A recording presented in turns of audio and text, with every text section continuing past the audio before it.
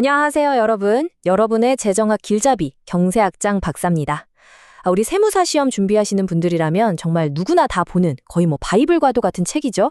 바로 정병렬 선생님의 재정학 연습. 오늘 이 시간에는요, 이 책에서도 가장 흥미로운 주제 중 하나로 꼽히는 조세와 저축 파트를 같이 한번 시원하게 파헤쳐 보려고 합니다. 이 세금이라는 변수가 우리의 저축에 얼마나 정말 생각지도 못한 영향을 미치는지 그 지적인 세계로 지금부터 저와 함께 떠나보시죠. 자, 본격적인 시작에 앞서서 제가 아주 간단한 질문 하나 드려볼게요. 생각해 보세요. 소득에 세금을 딱 매기면 우리가 쓸 수 있는 돈이 줄어드니까 저축도 당연히 줄어들겠죠? 네, 이건 상식에 가깝습니다. 그런데 만약에요, 우리가 저축해서 얻게 되는 그 이자에다가 세금을 매긴다면 어떻게 될까요? 정말 놀랍게도 어떤 상황에선 저축이 오히려 늘어나는 그런 기이한 현상이 발생할 수도 있다는 겁니다. 바로 이 경제학적 미스터리가 오늘 우리가 풀어야 할 핵심 과제예요. 아니 대체 어떻게 이런 역설이 가능한 걸까요? 이 수수께끼를 풀려면요, 우리 경제학자들이 사용하는 아주 강력한 분석 도구가 하나 필요합니다. 그게 뭐냐? 바로 이기간 소비 모형이라는 거예요. 우리의 길고 복잡한 인생을 현재, 즉 1기와 미래, 2기 이렇게 딱 두 시점으로 단순화시켜서 보는 거죠. 이렇게 하면 오늘의 소비와 저축이 내일의 삶에 어떤 영향을 주는지를 아주 명확하게 분석할 수 있는 틀이 만들어집니다. 자, 기본기부터 탄탄하게 한번 다져보겠습니다. 자, 이 모형을 사용하기 위해서 우리끼리 몇 가지 규칙, 약속을 좀 하고 가죠. 첫째, 우리의 인생은 현재 1기와 미래 2기, 딱 두 기간으로만 이루어져 있다고 가정하는 겁니다. 둘째, 우리는 각 기간에 Y1 그리고 Y2 하는 소득을 얻고요. 셋째, 이자율 R이 존재하는 완벽한 자본시장이 있어서 누구나 자유롭게 저축을 하거나 돈을 빌릴 수 있다고 보는 거죠. 이 세 가지 단순한 가정이 앞으로 우리가 살펴볼 세금의 효과를 아주 선명하게 보여줄 겁니다. 예산제약식. 용어가 좀 딱딱하게 들리죠? 이거 아주 쉽게 생각해서 우리가 선택할 수 있는 인생의 메뉴판이다, 이렇게 생각하시면 됩니다. 주어진 소득과 이자율 안에서 현재 이만큼 즐기고 미래를 위해서 이만큼 남길까? 아니면 아니야, 미래 소득을 좀 당겨와서 현재를 더 풍요롭게 살까? 이렇게 우리가 선택할 수 있는 모든 소비 조합을 하나의 선으로 쫙 보여주는 말 그대로 선택의 지도 같은 거예요. 이 메뉴판 위에서 우리는 보통 대표적인 두 가지 유형의 사람을 만날 수 있어요. 왼쪽에 보이는 A가 바로 저축자입니다. 현재 소득 Y1보다 적게 소비하면서 현재의 만족을 미래로 기꺼이 넘기는 사람이죠. 반면에 오른쪽 B는 차입자입니다.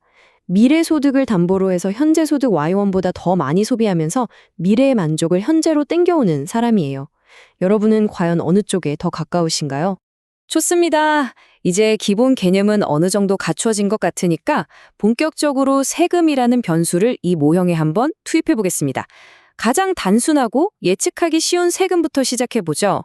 만약 정부가 여러분의 소득 자체에 고정된 금액을 떼어가는 이른바 근로소득세, 즉 정액세를 도입하면 어떤 변화가 일어날까요? 결과는 이 그래프가 아주 명확하게 보여주고 있습니다. 근로소득세는요, 우리의 평생 소득 총량을 그냥 줄여버리는 거예요. 그 결과 우리가 선택할 수 있었던 그 메뉴판, 즉 예선 제약선이 기존의 I0에서 I1으로 안쪽으로 평행하게 이동하는 거죠. 우리가 고를 수 있는 메뉴의 가짓수 자체가 줄어든 셈입니다.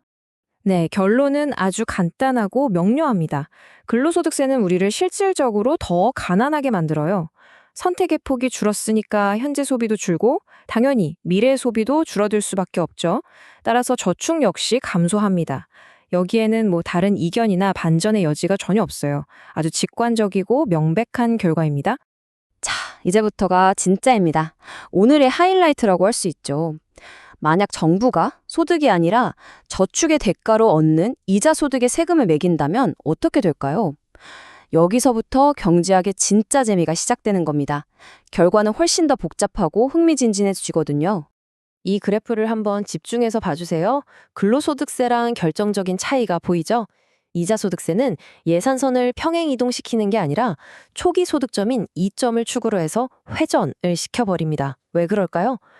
이 세금은 내 소득 총량을 건드리는 게 아니라 현재 소비를 참고 저축했을 때 미래에 얻는 보상 그 자체를 바꾸기 때문이에요. 그러니까 메뉴판의 모양 자체를 비트는 거죠. 그 변화의 핵심이 바로 이 기울기에 있습니다. 원래 예산선의 기울기 마이너스 1 플러스 R의 의미가 뭐였죠? 현재 소비 1단위를 포기하면 미래에 1 플러스 R만큼 더 소비할 수 있다는 뜻이었잖아요. 그런데 이자 소득에 세율 T로 과세를 하면 내가 실제로 손에 쥐게 되는 이자율이 R1-T로 줄어듭니다. 따라서 기울기가 마이너스 1 플러스 R1-T로 더 완만해지는 거예요. 한마디로 저축하는 맛이 예전 같지 않게 되는 거죠. 자, 이쯤 되면 강의실 뒤편에서 꼭 이런 질문이 나옵니다. 교수님, 방금 저축의 매력이 줄어든다고 하셨잖아요. 근데 어떻게 저축이 늘어날 수가 있나요?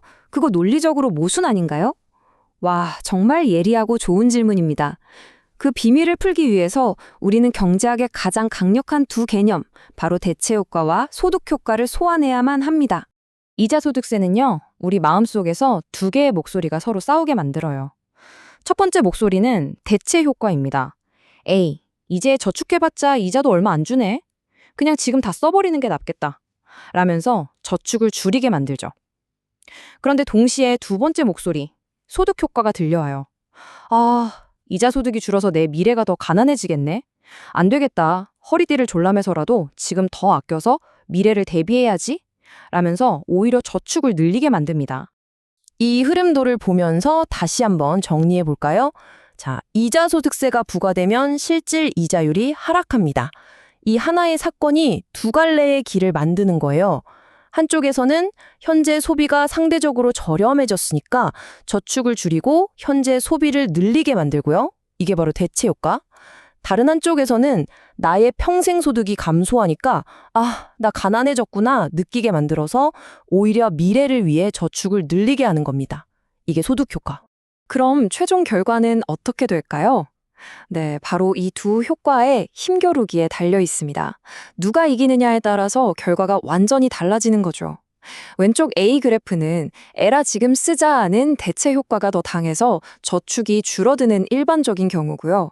하지만 오른쪽 B 그래프는 아니야, 미래를 대비해야 돼 라는 소득 효과가 대체 효과를 압도해서 저축이 오히려 증가하는 그 놀라운 경우를 보여주는 겁니다. 이처럼 이론만으로는 결과를 딱 잘라 말할 수 없기 때문에 경제학계에서는 그 효과가 불분명하다, ambiguous라고 표현하는 거예요. 자, 지금까지의 이론적인 설명이 조금은 추상적으로 느껴졌을 수도 있습니다. 백문이 불여 일견이죠. 이제 교재에 나온 구체적인 숫자를 직접 대입해서 이 놀라운 결과가 실제로 어떻게 나타나는지 우리 두 눈으로 직접 확인해 보겠습니다. 이론을 현실로 한번 가져와 보죠. 여기 정석이라는 가상의 인물이 있습니다. 현재 소득은 300이고 미래 소득은 없어요. 이자율은 계산하기 편하게 100%로 아주 높은 상황을 가정하겠습니다. 이 사람에게 세 가지 시나리오를 적용해 볼 거예요. 첫째, 세금이 아예 없을 때. 둘째, 현재 소득의 10%의 근로소득세를 부과할 때. 그리고 셋째, 이자 소득의 무려 50%의 세금을 부과할 때. 과연 어떻게 될까요? 자, 계산 결과 좀 보세요. 이거 정말 놀랍지 않습니까? 아마 지금 교수님, 이자 소득세를 매겼더니 세금이 없을 때보다 저축을 20이나 더 하는데요? 이런 목소리가 들리는 것 같습니다. 맞습니다. 숫자는 거짓말을 안 하죠. 세금이 없을 때 100을 저축하던 우리 정석 씨는 이자 소득세를 내자 무려 120을 저축합니다. 소득 효과가 대체 효과를 압도해버린 명백한 증거인 셈이죠. 이 그래프는 방금 우리가 숫자로 확인한 결과를 시각적으로 완벽하게 증명해주고 있어요. 보세요. 검은색 선, 즉 세금이 없을 때를 기준으로 근로소득세는 예산선을 안쪽으로 평행 이동시켜서 더 낮은 저축 수준인 이 원으로 가게 만들었죠. 반면에 이자소득세는 예산선을 회전시켜서 오히려 더 높은 저축 수준을 나타내는 이 툴 지점으로 이동시켰습니다. 추상적인 이론이 구체적인 숫자로 그리고 명확한 그래프로 증명되는 바로 그 순간입니다. 자, 오늘 정말 복잡하면서도 중요한 개념을 다뤘습니다. 머리가 조금 아프실 수도 있는데 마지막으로 오늘 배운 내용의 핵심만 딱딱 짚어서 정리하고 여러분의 지적 호기심을 자극할 마지막 질문 하나를 던지면서 마무리하도록 하겠습니다. 오늘 배운 내용을 딱 4문장으로 요약해 보겠습니다. 첫째, 모든 세금은 우리의 선택 메뉴판을 바꾼다. 둘째, 근로소득세처럼 소득 자체를 줄이는 세금은 저축을 예측 가능하게 감소시킨다. 셋째, 이자 소득세처럼 저축의 보상을 바꾸는 세금은 그 결과가 불분명하다. 그리고 마지막으로 그 이유는 지금 더 쓰자는 대체 효과와 미래를 위해 더 아끼자는 소득 효과의 줄다리기 때문이라는 것.